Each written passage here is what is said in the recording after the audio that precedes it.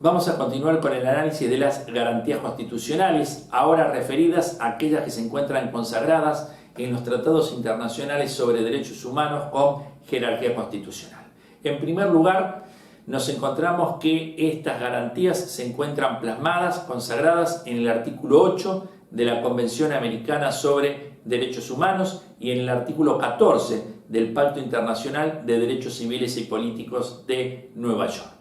La primera garantía convencional con que nos encontramos al encontrarse plasmada en ambos pactos internacionales es la referida a contar con un juez o tribunal imparcial. Esta garantía, en cuanto a su contenido y alcance, ha sido precisada por la jurisprudencia del Tribunal Europeo de Derechos Humanos a partir de un verdadero leading case en esta materia, que fue el caso Pierre Sac contra Bélgica del año 1982, en el cual el Tribunal Europeo de Derechos Humanos adoptó la teoría de las apariencias, en el sentido de que el juez no solamente debe ser imparcial, sino también parecerlo, es decir, que recepta lo que podríamos denominar el temor de parcialidad. Allí también el Tribunal Europeo de Derechos Humanos distingue entre lo que podemos denominar la imparcialidad subjetiva de la imparcialidad objetiva. La imparcialidad subjetiva significa que el juez no debe tener ningún tipo de prejuicio, preconcepto, en el caso que interviene, el cual puede estar dado, por ejemplo, por la relación de amistad o de enemistad que tiene con la persona imputada del hecho delictivo o por el parentesco que lo pueda unir al mismo. Mientras que la imparcialidad objetiva significa que determinadas circunstancias no comprometan la imparcialidad del magistrado. Por ejemplo, haber intervenido en otra etapa anterior del proceso penal, ya que esa intervención anterior puede producir justamente ese preconcepto, ese prejuicio que comprometa su imparcialidad. Por ejemplo, el juez que intervino en la etapa preparatoria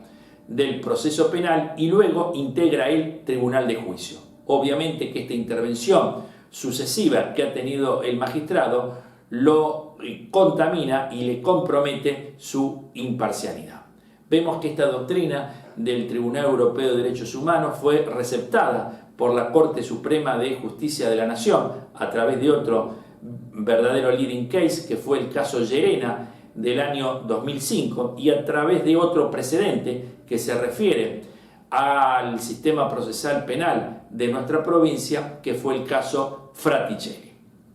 Otro de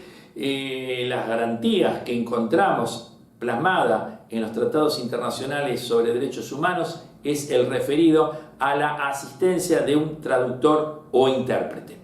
Esta garantía va a operar a los fines de que la persona tenga un conocimiento efectivo del hecho que se le imputa cuando su idioma sea diferente a la lengua que utiliza el juez o el tribunal. Y a los fines de asegurar la concreción eficaz y efectiva de esta garantía es que ambos pactos establecen que esta asistencia del traductor o intérprete debe ser gratuita.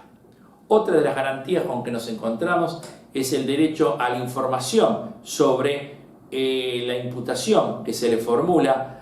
a la persona que se encuentra sometida al proceso penal. En este sentido, ambos pactos hablan de una comunicación previa y detallada del hecho imputado,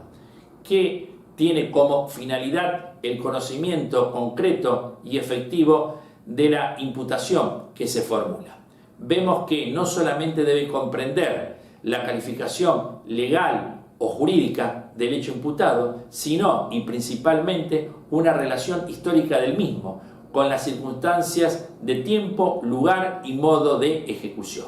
Es decir, que no basta que a una persona se le impute el delito de robo, sino que hace referencia a la calificación legal, sino que, y fundamentalmente, se le informe concretamente qué día, a qué hora y en qué lugar produjo la sustracción de una cosa ajena. Entonces vemos que el detalle del hecho imputado tiene que ser completo, tanto desde el punto de vista legal como desde el punto de vista fáctico, a lo cual le debemos sumar que también se le tienen que informar las pruebas que existen en su contra. Otro de los derechos con que nos encontramos, otra de las garantías con que nos encontramos que surgen de los pactos internacionales, es el referido al derecho de defensa. Nos encontramos que este derecho de defensa puede ejercerse a través de la propia autodefensa que puede ejercer el propio imputado o a través de la defensa técnica a través de un abogado. Vemos que el tema de la autodefensa, que no solamente se encuentra consagrado en los pactos internacionales, sino también en los distintos códigos procesales, tanto a nivel nacional como de las provincias, vemos que presenta algún tipo de inconveniente, tanto desde el punto de vista técnico como desde el punto de vista psicológico, que ocurre cuando la persona imputada quiere ejercer su propia defensa y no es abogado, es decir, que carece de los conocimientos técnicos, o en el que jugaría justamente en el impedimento técnico, o en el supuesto de que fuese abogado, podría jugar el impedimento psicológico. ¿Por qué? Porque si bien tendría conocimientos técnicos para autodefenderse, no tendría la suficiente distancia del caso desde el punto de vista psicológico como para que pueda ejercer una defensa eficaz. Por eso, si bien los pactos internacionales consagran la posibilidad de la autodefensa, vemos que la misma puede resultar perjudicial para el imputado. De ahí que los códigos, si bien permiten la autodefensa de acuerdo a lo que establecen los pactos internacionales, la limitan a que la misma podrá ejercerse en tanto y en cuanto no sea perjudicial para el imputado o no obste el normal desarrollo del proceso penal. La otra modalidad del derecho de defensa que consagran los pactos es la defensa técnica que se encomienda a un abogado. Vemos que en este caso los pactos internacionales consagran tanto la posibilidad de contratar a un abogado particular para que el imputado sea defendido, o en el caso de que no se autodefienda ni elija un abogado particular, se le va a designar un defensor de oficio, es decir, que contempla las dos posibilidades, de la defensa particular o privada y de la defensa pública. En este caso nos encontramos que los pactos también establecen que la misma va a ser gratuita.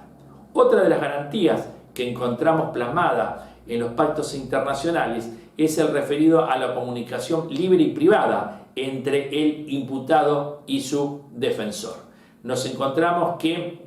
esta garantía tiende a asegurar a que el imputado pueda contar con el debido asesoramiento jurídico por parte de su abogado defensor durante todo el desarrollo del proceso penal. Es decir, que el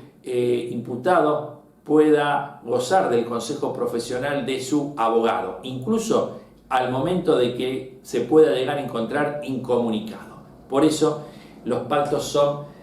contundentes en cuanto a establecer que por más que el imputado puede estar sometido a una medida de coerción personal como puede ser la incomunicación, la misma no opera o no juega respecto de su defensor técnico. Por eso, por más que esté incomunicado, puede comunicarse durante ese lapso con su defensor técnico. Y vemos que es también muy precisa ambos pactos en cuanto a la modalidad en que debe ejercerse esa comunicación, en cuanto a que debe ser libre y privada, es decir, que no puede estar sometido a ningún tipo de control o de restricción, como por ejemplo a través de un funcionario público que escuchase lo que habla el imputado con su abogado defensor. Por eso es que es contundente los dos pactos en el sentido de que la comunicación tiene que ser libre y privada, justamente para no establecer ningún tipo de limitación o control sobre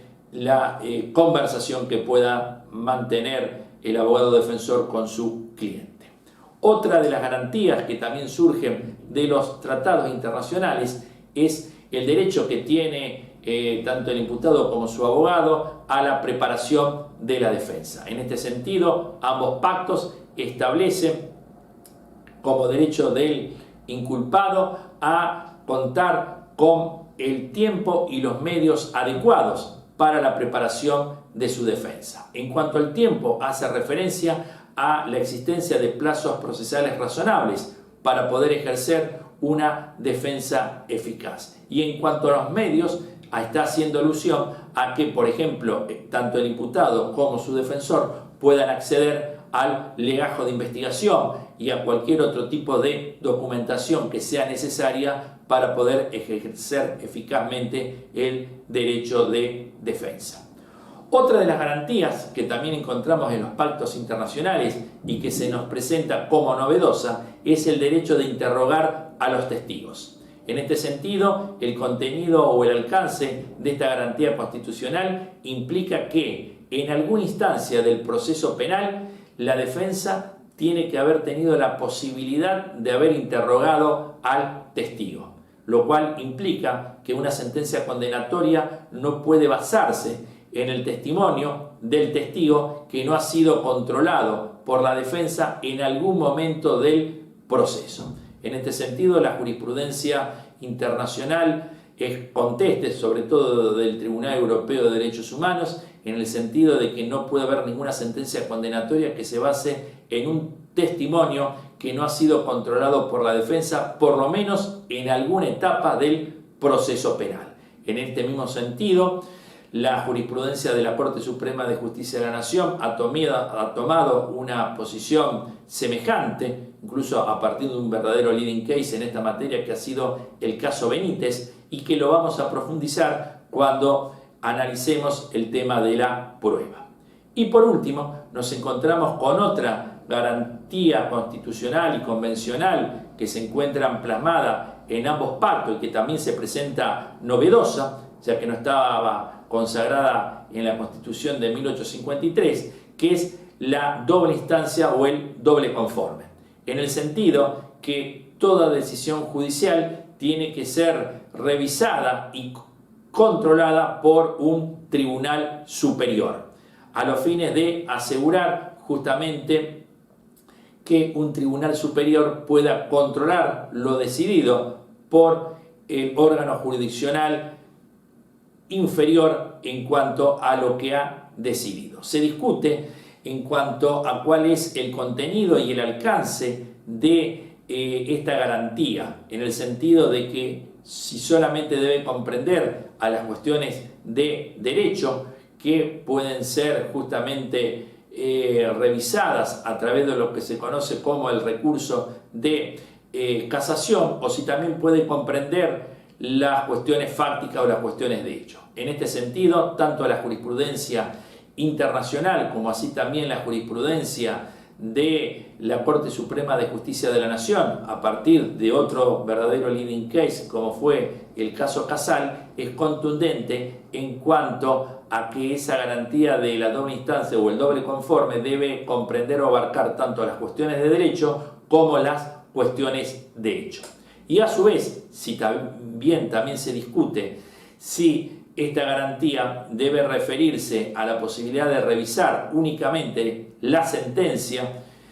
condenatoria que se haya dictado respecto de un imputado, o si también puede referirse a cualquier otro tipo de resolución que se haya dictado en el devenir del proceso penal. En este sentido, la jurisprudencia internacional y los informes de la Comisión Interamericana de Derechos Humanos señala que la posibilidad de la doble instancia, a los fines de que un tribunal superior revise lo realizado por un órgano jurisdiccional inferior, puede referirse no solamente a la sentencia que se dicte al momento del debate oral y público, al momento del juicio propiamente dicho, sino también de todo auto importante que se haya dictado en el devenir del proceso penal. Este tema de la doble instancia también la vamos a ver con mayor profundidad cuando veamos recursos. Es decir, como síntesis, que los tratados internacionales sobre derechos humanos han venido a plasmar un catálogo de garantías convencionales que se han constitucionalizado a partir de la reforma de 1994, que vienen a confirmar algunas que ya se encontraban en el texto constitucional y en algunos otros casos vienen a ampliar ese catálogo incorporando nuevas garantías, como en el caso de las que hemos señalado, como son el derecho al doble conforme o la doble instancia, como así también el derecho a interrogar a los testigos.